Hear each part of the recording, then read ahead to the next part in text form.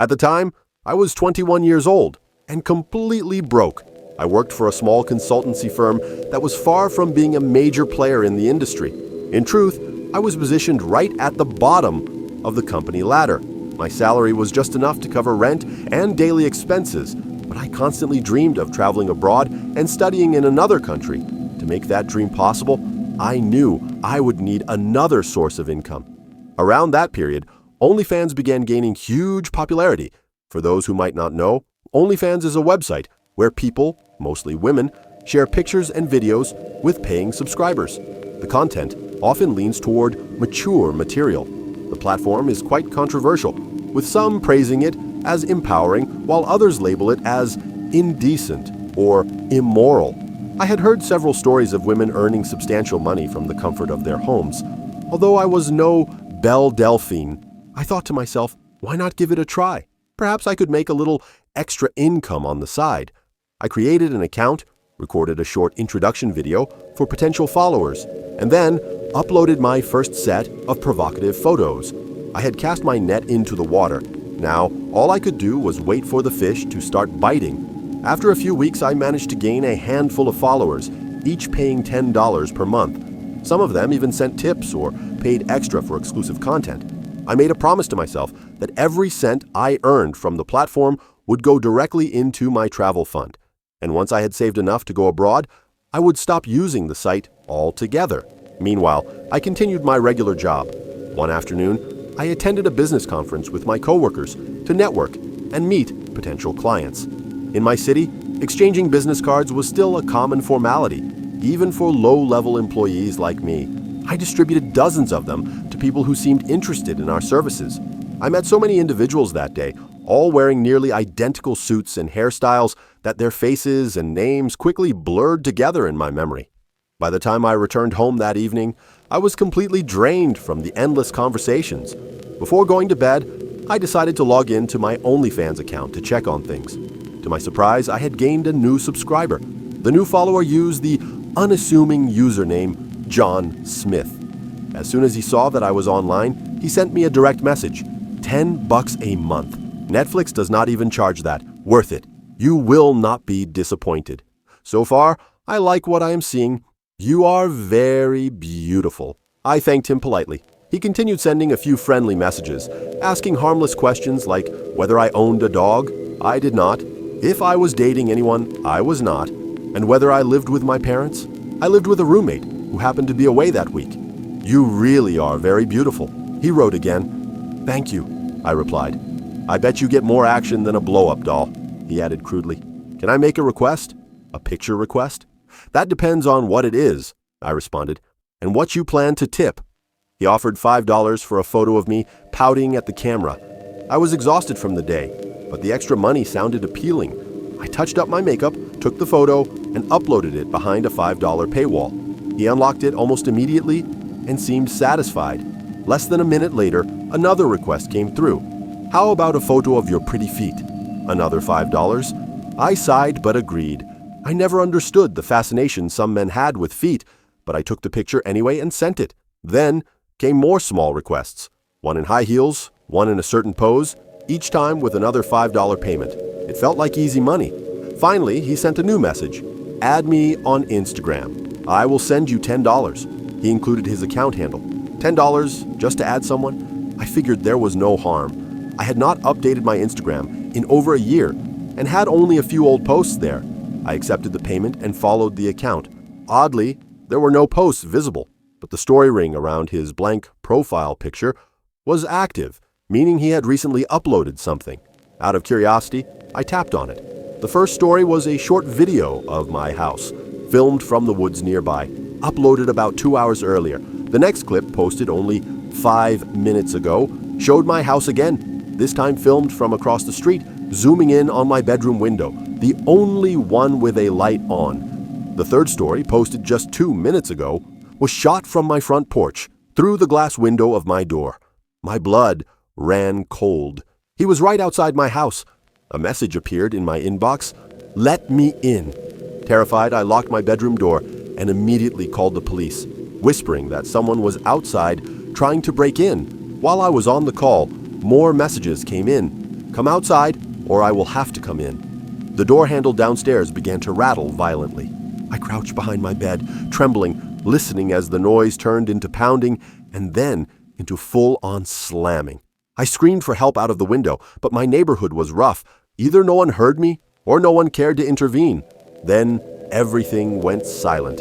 For a moment I thought he had left, until I heard faint tapping against the windows downstairs, followed by the sound of shattering glass. Later I learned that he had thrown a rock through the living room window. About 30 seconds after the sound of breaking glass, I heard distant sirens approaching. When the police finally arrived, the man was already gone. I explained everything and officers searched the area but found no trace of him. They advised me to pack some essentials and stay somewhere else for a while. I asked them to wait as I gathered my things. Before driving to my parents' house, I checked my phone one last time. There was a new message in my OnlyFans inbox. "Pleasure doing business with you." I told my parents everything that had happened, but sleep refused to come that night. My mind was filled with questions. Who was John Smith? What had he been planning?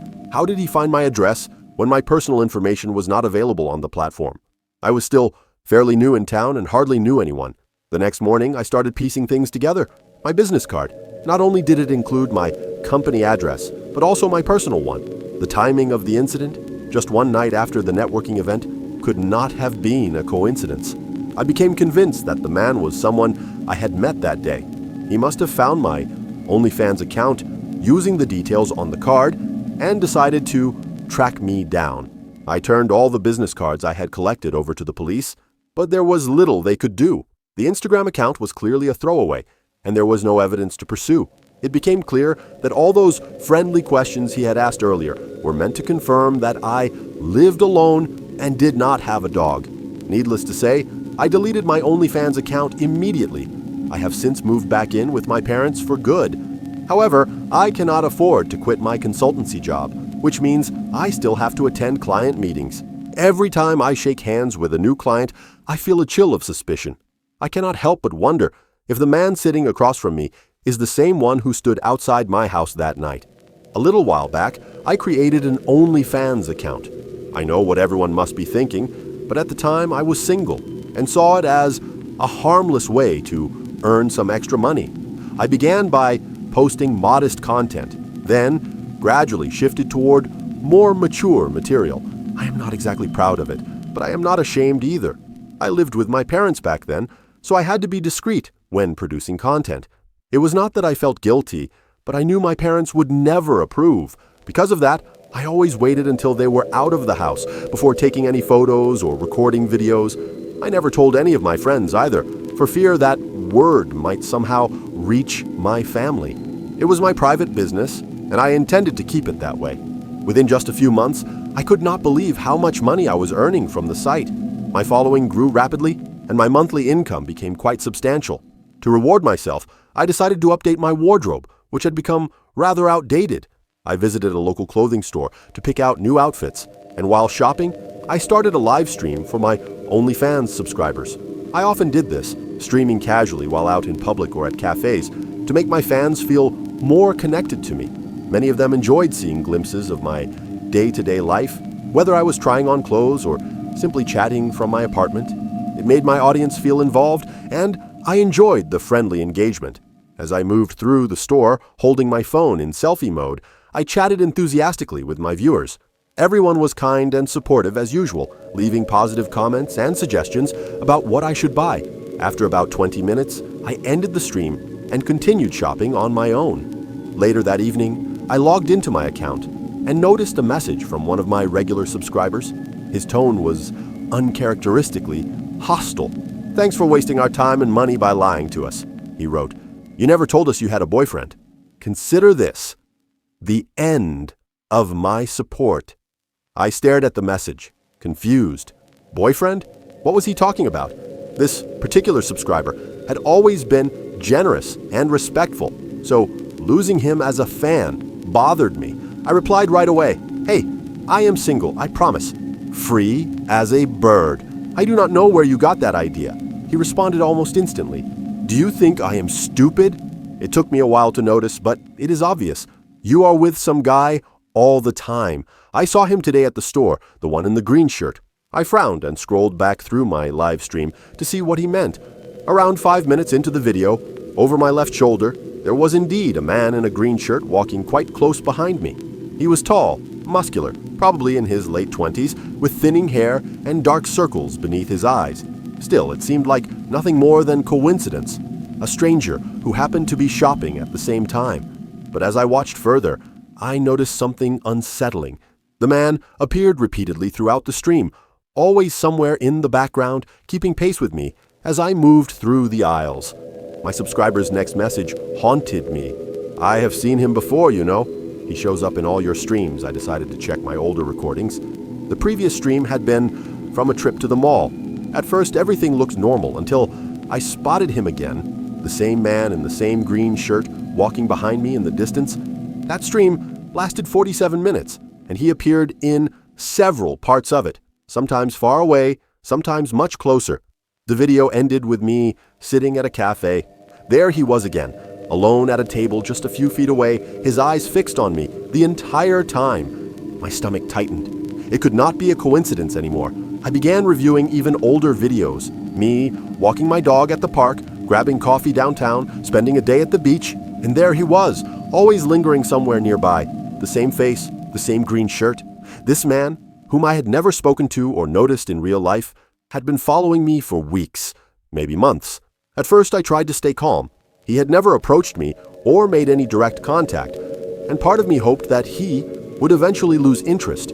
My father worked in law enforcement, but I could not exactly tell him what I had been doing online. I decided to stop posting new content for a while, stay alert, and wait for things to cool down. I convinced myself that if I stayed offline, he would move on to someone else. Looking back, I realize how naive that was. A couple of weeks passed. I had not seen the man anywhere, and I began to think it was over. My fans were growing restless due to my inactivity, and my income had dropped sharply. When my parents went on a weekend getaway, I decided to use the opportunity to shoot some new content. Since I was alone, there was no chance of being interrupted. That evening, after cooking dinner, I left the kitchen window open to air it out, then went upstairs to take photos for my account. Once I had uploaded them, I started a live stream to apologize for my recent absence and to tell everyone I was back to regular posting. Halfway through the stream, I went downstairs to grab my water bottle, still holding my phone so I could continue chatting with viewers. I was focused on reading comments on the screen when one message made my heart stop. "Mellow Cat, who is the man at your window?" I froze. In the corner of the video feed, reflected on my phone screen, was the blurry outline of a tall figure standing outside the living room window. I turned around. It was him, the man in the green shirt, his face pressed against the glass, his gloved hands flat on the window pane, staring at me with wild, excited eyes. I screamed and ran upstairs, locking myself inside the bathroom. My hands were shaking as I called my parents, crying and telling them that the man who had been following me was outside our house. My father said they were driving back immediately and that my mother had already called the police. Since we lived in an isolated area, there were no nearby neighbors to help. My father instructed me to run to the attic and stay completely silent until help arrived. I did exactly as he said. When I stepped out of the bathroom, I could hear soft footsteps downstairs. That was when I remembered the open window. My blood ran cold. The man was inside the house. From below, I heard his voice calling out softly, almost playfully. "Hello, Mellow Cat, where are you?" He was using my OnlyFans username. I sprinted into my parents' bedroom and slammed the door behind me, fumbling to lock it as I heard him running up the stairs. My hands trembled as I pulled down the attic ladder and climbed up, gripping the metal hook tightly. The door burst open just as I managed to pull the ladder back up and shut the hatch. I lay flat on my stomach, holding my breath, while the man raged below me. I could hear him crashing into furniture, cursing and shouting that he knew I was still in the house. The rampage went on for what felt like forever, though it could not have lasted more than 5 minutes. Then, silence. I stayed hidden, barely breathing, until I finally heard the sound of sirens outside. The police had arrived, followed by my parents. During their investigation, detectives dusted for fingerprints, but found none. However, they did discover traces of trichloromethane, chloroform, on the door handle. It must have come from a rag or from his gloves. The only thing missing from the house was my laptop, which contained private photos I had never uploaded. It was clear he had come for me, but when he could not reach me, he settled for stealing the images instead. Since that night, I have deleted all my accounts and have not posted anything online. I did not even log in to say goodbye to my followers because I knew one of them was him. I told my parents everything and later moved in with my sister in another town for safety. I will not say where, in case the man in the green shirt is still out there. Despite having clear images of his face and knowing he must have lived nearby, the police never found him. I have no idea how he discovered my address, but I am endlessly grateful that one of my viewers noticed him in time. If I had stayed upstairs streaming that night, I might not be here to tell this story.